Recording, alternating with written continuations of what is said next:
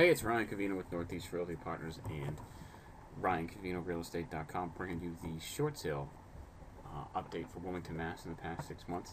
And we're going to start off with the solds because then we can track back and see what the original purchase price was and what the property was going for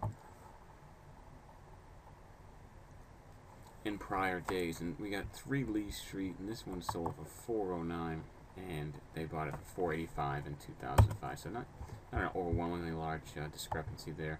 This property was on the market for a while, 239 days, and they had to, assuming they had to wait to get approval for the short sale because it does take some time.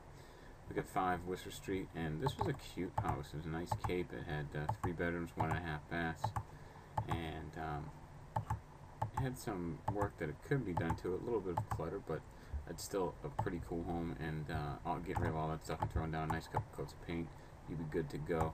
Let's go ahead and hit the history for this property. It was purchased in 1999 for $205, and then sold back in December for $225.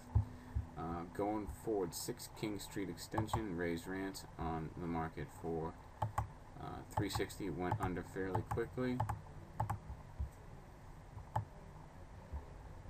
Short sale, Title 5 in hand.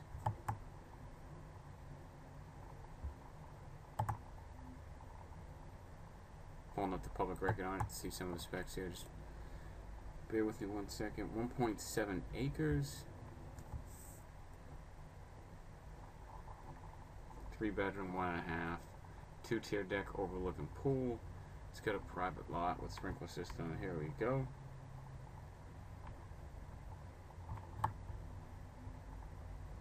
Purchased in 2004 for $435. Oh, now they have it under agreement at $360. 30 Morse Ave. It's on the market for $349. Went under agreement in 21 days, and it's a pretty decent sized home, 2,200 square feet.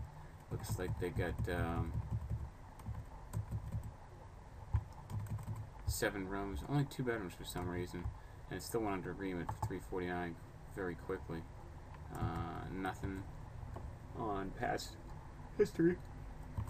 So let's move forward. 5 Newland Ave, 3 bedroom, 2 bath cape, and this is another split cape, split Dutch gambrel, and I mean, besides the paint selections, this is a pretty solid home, and $319 is an incredible price considering some of what the Dutch gambrel is going for in Wilmington.